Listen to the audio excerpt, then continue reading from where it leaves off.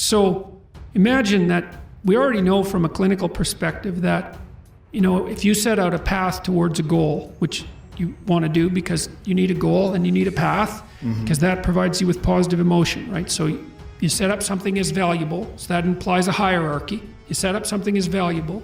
You decide that you're going to do that instead of other things, so that's kind of a sacrifice, because you're sacrificing everything else to pursue that. And then you experience a fair bit of positive emotion and meaning as you watch yourself move towards the goal.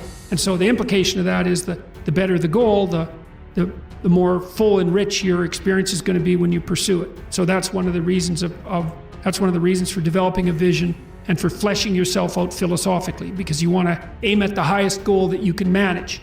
Okay, so you do that, and then what you'll find is that as you move towards the goal, there are certain things that you have to accomplish that frighten you. Maybe you have to learn to be a better speaker, a better writer, a better thinker. You have to be better to people around you, or you have to learn some new skills and you're afraid of that. Whatever, because it's going to stretch you if you pursue a goal, and so that'll put you up against challenges.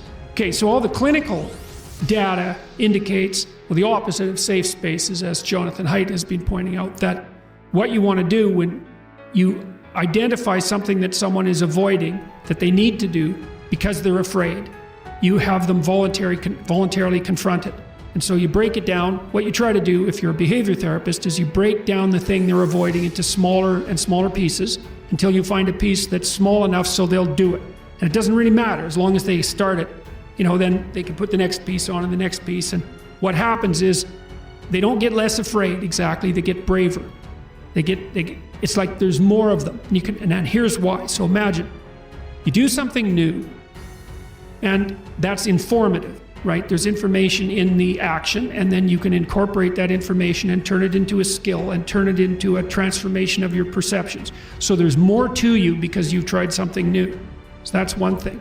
The second thing is, and there's good biological evidence for this now, that if you put yourself in a new situation, then new genes code for new proteins and build new neural structures and new nervous system structures. Same thing happens to some degree when you work out, right? Because your muscles are responding to the load, but your nervous system does that too. So you imagine that there's a lot of potential you locked in your genetic code.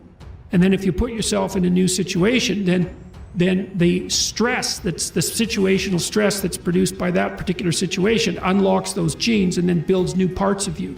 And so that's very cool, because who knows how much there is locked inside of you. Okay, so now here's the idea. So let's assume that scales as you take on heavier and heavier loads.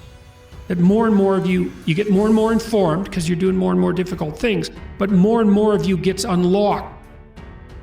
And so then what that would imply is that if you got to the point where you could look at the darkest things, so that would be the abyss, right? That would be the deepest abyss. If you could look at the harshest things, like the most brutal parts of the suffering of the world and the malevolence of people and society, if you could look at that straight and directly, that would turn you on maximally.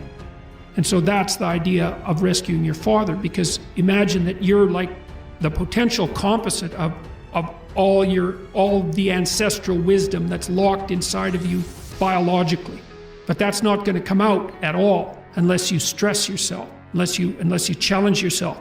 And the bigger the challenge you take on, the more that's going to turn on. And so that as you take on a broader and broader range of challenges and you push yourself harder, then more and more of what you could be turns on, and that's equivalent to transforming yourself into the ancestral father. Because you're like what would you call it? You're the consequence of all these living beings that have come before you. And that's all part of your biological potentiality. And then if you can push yourself, then all of that clicks on, and that turns you into who you could be. That's the re-representation of that positive ancestral father. The point is, your best strategic position is, how am I insufficient and how can I rectify that? That's what you've got. And the thing is, you are insufficient and you could rectify it. Both of those are within your grasp if you aim low enough. One of the things Why do you see that? That's another thing you keep saying, aim low enough, have a low enough bar. Why do you mean that? Well, let's say you've got a kid and you want the kid to improve. You don't set them a bar that's so high that it's impossible for them to attain it. You take a look at the kid and you think, okay, this kid's got this range of skill. Here's a challenge we can throw at him or her that exceeds their current level of skill, but gives them a reasonable probability of success. And so, like I'm saying it tongue in cheek to some degree, you know, it's like, but I'm doing it as an aid to humility. It's like, well, I don't know how to start improving my life. Someone might say that. And I would say, well, you're not aiming low enough. There's something you could do that you are regarding as trivial, that you could do, that you would do, that would result in an actual improvement. But it's not a big enough improvement for you, so you won't lower yourself enough to take the opportunity. Incremental steps. Yes. So this is also what is achieved through exercise. It's one of the most important. Yeah. Well, what do you do when you go and lift weights? Yeah. You don't go and, like if you haven't bench of pressed before, you don't put 400 pounds on the damn bar and drop the bar through your skull. Right. You know, you think, look, when I started working out when I was a kid, I was weighed about 130 pounds and I was 6'1". I was a thin kid and I smoked a lot. I wasn't in good shape. I wasn't in good physical shape. And I went to the gym and it was bloody embarrassing, you know, and people would come over and help me with the goddamn weights. Here's how you're supposed to use this. You know, it was humiliating. And maybe I was pressing 65 pounds or something at that point. You know, but what am I going to do? I'm going to lift up 150 pounds and injure myself right off the bat? No, I had to go in there and strip down and put my skinny goddamn self in front of the mirror and think, son of a bitch, there's all these monsters in the gym who've been lifting weights for 10 years and I'm struggling to get 50 pounds off the bar. Tough luck for me. But I could lift 50 pounds. And it wasn't very long until I could lift 75. And well, you know how it goes. And I never injured myself when I was weightlifting. And the reason for that was I never pushed myself past where I knew I could go. And I pushed myself a lot. You know, I gained 35 pounds of muscle in about 3 years in university. I kind of had to quit because I was eating so goddamn much I couldn't stand it. I was eating like 6 meals a day. It was just taking up too much time. But there's a humility in determining what it is that the wretched creature that you are can actually manage. Aim low. And I don't mean don't aim, and I don't mean don't aim up. But you have to accept the fact that you can set yourself a goal that you can attain, and there's not going to be much glory in it to begin with. Because if you're not in very good shape, the goal that you could attain tomorrow isn't very glorious.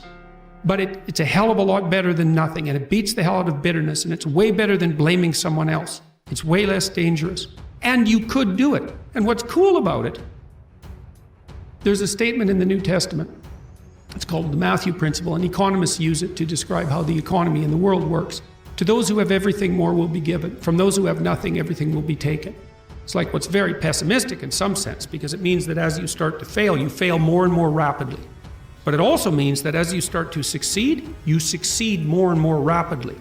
And so you take an incremental step and, well, now you can lift 55 pounds instead of 52.5 pounds. You think, well, what the hell's that? It's like, it's one step on a very long journey. And so it starts to compound on you. So a small step today puts you in a position to take a slightly bigger step the next day. And then that puts you in a position to take a slightly bigger step the next day. And you do that for 2 or 3 years, man, you're starting to stride.